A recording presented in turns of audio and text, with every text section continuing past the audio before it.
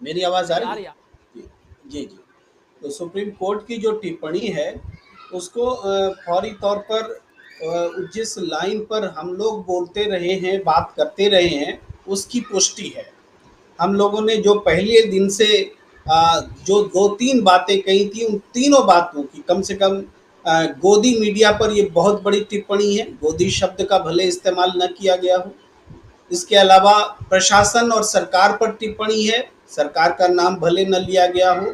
फिर नुपुर शर्मा और भारतीय जनता पार्टी का नाम नहीं लिया गया, लेकिन उस पर भी बहुत बड़ी टिप्पणी है। और हम लोग खुलकर इन तीनों पर बोलते रहे हैं। इस घटना पर नुपुर शर्मा जिस बात को आप कह रहे हैं कि सुप्रीम कोर्ट की बहुत बड़ी टिप्पणी है कि एक महिला पूरे देश के लिए की सुरक्षा के लिए खतरा बन गई है, उसको मैं आलोचनात्मक नजरिए से देखता हूं कि कैसे एक महिला पूरे देश के लिए खतरा बन सकती है।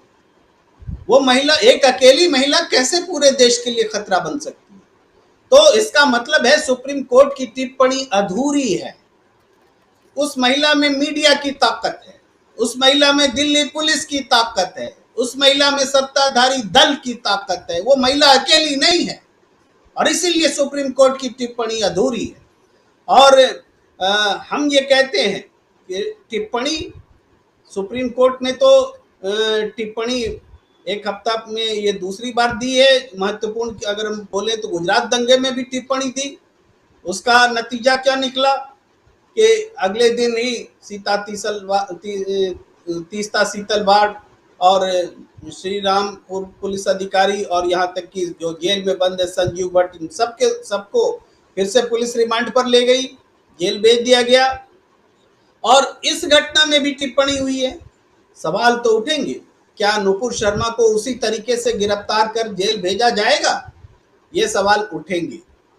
और सवाल पहले से उठ रहे हैं कि भाई जुबेर और मोहम्मद जुबेर और नुपुर शर्मा पर समान धाराएं होने के बावजूद एक जेल में क्यों है और एक जेल से बाहर क्यों है? ये सवाल उठ रहे हैं, उठेंगे।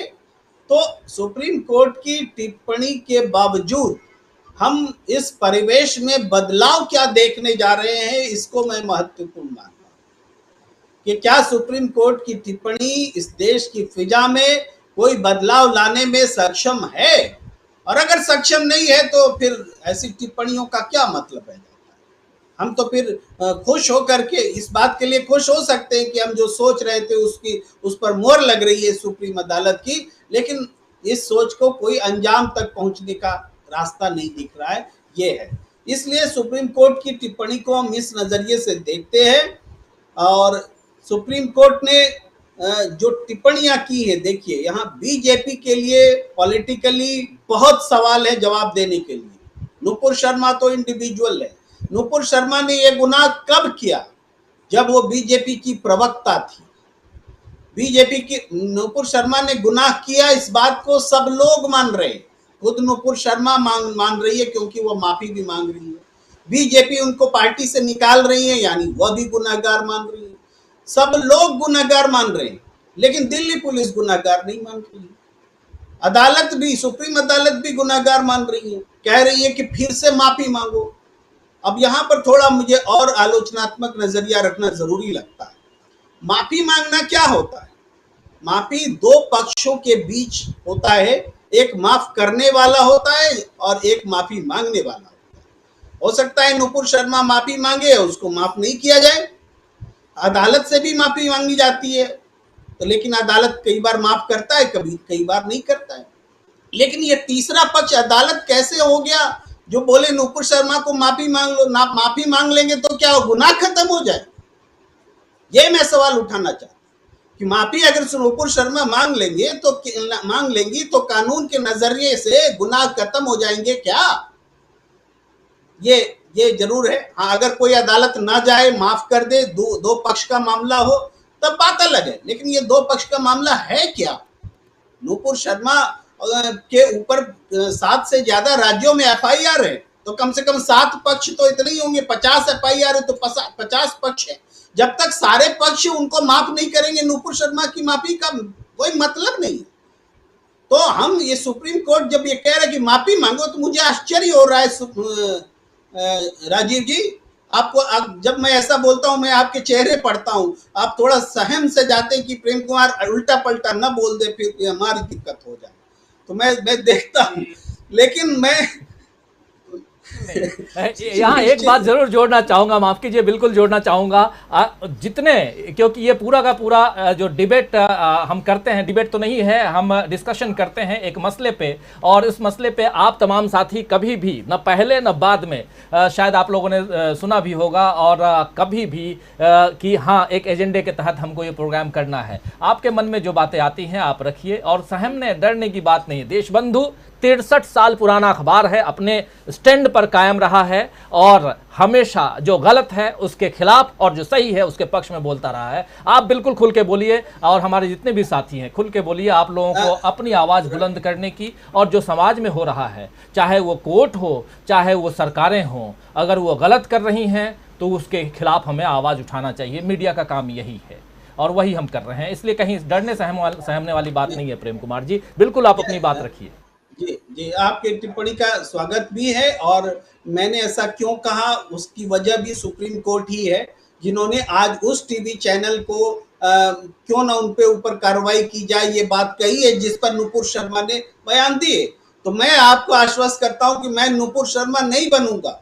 मैं ऐसी कोई बात नहीं करूंगा कि जिससे कि सुप्रीम कोर्ट को आपके ऊपर कुछ बोलना पड़े। ये बस इतनी दूर तक बात है। लेकिन हाँ, जो बातें हो रही, जिस पर चर्चा हो रही, सुप्रीम कोर्ट की टिप्पणी है, तो उस टिप्पणी के पीछे जो बातें छिपी होती हैं, जो मुझे लगता है कि दर्शकों के सामने आना चाहिए, ये पैनल भी हर एंगल को दर्शकों को समझाने के लिए बैठा है, तो मुझे वो दिखता है कि ये जो टिप्पणी सुप्रीम कोर्ट ने कहा कि माफी मांग लीजिए, तो ये मुझे बहुत चौंकाती है कि नुपुर शर्मा अगर माफी मांग ली तो क्या सुप्रीम कोर्ट माफ कर देगी? तो सुप्रीम कोर्ट माफ करने वाला होता कौन है? क्योंकि वो पक्ष तो है नहीं। जो पक्ष जिससे माफी मांगी जाएगी वो माफ करेगा। यहां पर यह मैं सवाल उठाता हूं। तो इस तरीके से सुप्रीम कोर्ट ने जो टिप्पणी की है, एक बहुत गंभीर विषय पर बहुत सही तरीके से वो बातें आई हैं जो हम लोग उठाते रहे, लेकिन कुछ वो बातें भी हैं जो हमने उठाई कि नहीं, इस पर एक्शन होना चाहिए, फिजा बदलनी चाहिए, माहौल बदलना चाहिए, और सरकार को इस पर रिस्पॉन्ड करना चाहिए। आज सुप्रीम कोर्ट अगर टिप्पणी कर रहा है और सरकार चुप है, भारतीय जनता पार्टी चुप है, जिसकी वो प्रवक्ता है जिसने ये गुनाह किया, तो और जिसको उन्होंने फ्रिंज एलिमेंट बताया, बताइए ना, आपका फ्रिंज एलिमेंट इतना बड़ा कांड कर सकता है, तो आपका मुख्य धारा का एलिमेंट क्या कर रहा होगा? वो गोली मारो वाला नारा दे चुका है, वो कपिल मिश्रा ने क्या किया वो हम लोग देख चुके हैं आए दिन। राजीव जी, वो तो नोटिस में लोग नहीं आता है सामने में। मैं कल भी एक टीवी चैनल पर बैठा था, आपको ध्यान दिलाता हूँ, वो पॉलिटिकल डिबेट चल रही थी, महाराष्ट्र पे चल रही थी, उसमें एनसीपी का एक प्रवक्ता बैठे हुए थे, वो मुसलमान थे, उनके नाम के आगे नाम से लग रहा था कि मुसलमान थे। तो एक पैनलिस्ट जो भाजपा के थे, वो उसको औरंगजेब की औलाद बोल करके उनको संबोधित कर। अब बताइए, यहाँ तो कोई हेट्रेड वाली बात नहीं, लेकिन औरंगजेब की औलाद कैसे बोल सकते? लेकिन कोई एंकर, कोई एडिटोरियल टीम उसको रोकने के लिए तैयार नहीं बैठा है, वो बोलता है, और हम भी उसका पार्ट रहते हैं, बैठ के सुनते हैं ये चीजें हो रही। तो ये ऐसा नहीं है कि रुक गया है नुपुर शर्मा के बीच बोलने का। और हम ये भी कहेंगे, कई बार ऐसा भी हुआ है कि नाथूराम गोडसे की औलाद भी बोला गया है, तो वो उसमें भी संयम की जरूरत है। अब सवाल है कि हम डिबेट कर रहे हैं कि नफरत फैला रहे हैं, तो इस चीज को जिम्मेदारी एक बार फिर मीडिया पर आ गई है कि मीडिया इस चीज को अपने पैनल से हेट्रेड फैलाने का मंच ना दे। ये भी सुप्रीम कोर्ट के स्टेटमेंट से, टिप्पणी से बात सामने आ रही है। और गोदी मीडिया पर तो बहुत